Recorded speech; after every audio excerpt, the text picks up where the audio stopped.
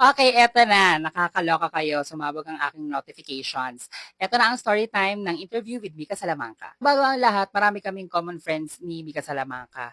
Dahil dati ay nagvo-vlog din ako, so nasa isang community kami, which is yung vlogging community. So sila Benny Dicua, sila Rosel Basilio, sila Carl Zarate, kung napapanood nyo sila before, ayan yung mga common friends namin ni Mika Salamanca. Kaya naman, excited din ako na ma-meet siya after ng Pinoy Big Brother collab stint niya. So, nung nalaman ko na magkakaroon kami ng interview with Mika Salamanca, talagang pinag-isipan ko kung ano yung mga questions na ibabato ko sa kanya na I think is hindi pa natatanong sa kanya sa mga past interviews niya and parang maging venue niya para mapag-usapan yung mga bagay na pwedeng o gusto niyang i-discuss and i-share with you guys. So now, on that day of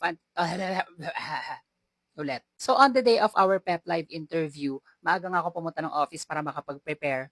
And then, nung dumating na yung team nila, she's very warm. She's very warm and nakapagkilala agad siya. Siya pa yung lumapit actually and magkatabi pa kami sa table preparing for the briefing. And ito na nga, nung briefing na nga, so isa-isa kong diniscuss sa kanya kung ano yung magiging program flow ng Pep Live interview namin.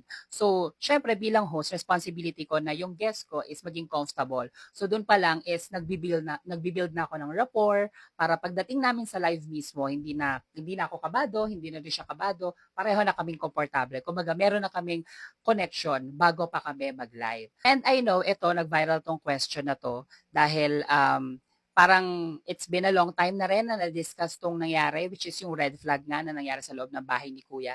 And I know na medyo sensitive and serious yung part na to. Kasi syempre, kahit ako as a viewer, na alam ko na nasaktan si Mika nung time na to na nangyari sa loob ng bahay ni Kuya. Kaya naman, isa to sa question na minake sure ko na madidiscuss ko sa kanya and kahit papano ay maging prepared siya at hindi siya basta mabigla na ibabato ko sa kanya, 'di ba? As a way of respect din as a host nung show. So 'yun, nilatag ko sa kanya, sinabi ko sa kanya na itong red flag situation inside the Big Brother house, okay lang ba na i-discuss natin? Okay lang ba na balikan natin?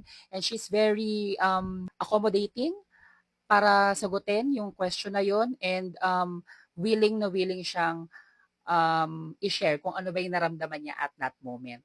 Ang hindi ako ready though is yung umiyak siya nung live. So actually, si Mika Salamanco yung first ever Pep Live interview ko na umiyak. Nagulat ako, medyo nauga din ako doon. Pero again, as a host of the program, kailangan ko ring maging ready kahit hindi ako naging prepared masyado sa magiging reaction niya, which is yung pag-iyak nga niya. And yun, minake sure ko naman na nandun ako para damayan siya sa kung ano yung naramdaman niya that time. And na alam niya na I feel for her na kahit binalikan namin yung masakit na yon na moment na yun sa kanya is hindi naman ako nandun para lang for the sake of balikan. And isa pa rin nagustuhan yung part is yung pep challenge. So diniscuss ko rin sa kanya to na meron tayong medyo controversial questions na gustong pwede mong sagutin at hindi. But alam mo yon, sinabi niya right off the bat, she's ready, okay, okay to sa kanya. Actually, ang nafe-feel ko is gusto niya tong gawin din para talaga sa inyo. Wow, para talaga sa okay ka, Kim, go.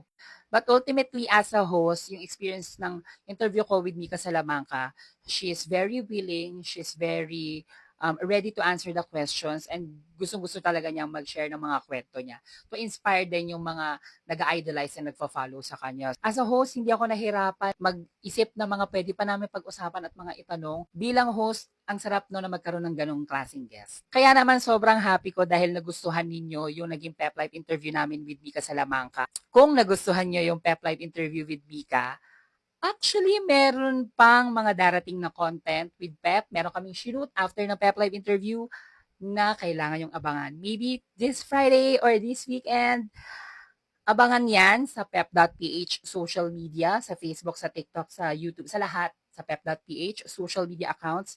And meron din sa personal ko, meron din kaming ginawa, kaya mag-follow na kayo dyan, mag-subscribe na kayo, ganon. Ayun, ayun lang naman ang pa-teaser ko. So, hindi pa tayo natatapos din sa And of course, kung gusto nyo rin malaman ang story time with Pep Spotlight interview with Brent Manalo, go! Mag-comment kayo dyan at magbibigay tayo ng time para magkwento kung ano nga ba ang experience with Brent Manalo interview. Let's go! Yun lamang po and thank you. Bye-bye!